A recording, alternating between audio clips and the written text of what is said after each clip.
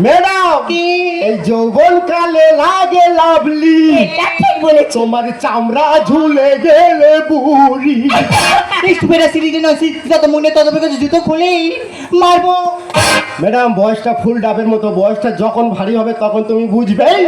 গায়ের সাফল্যে কি বাঁচন, মানুষ তখন দিদি বল।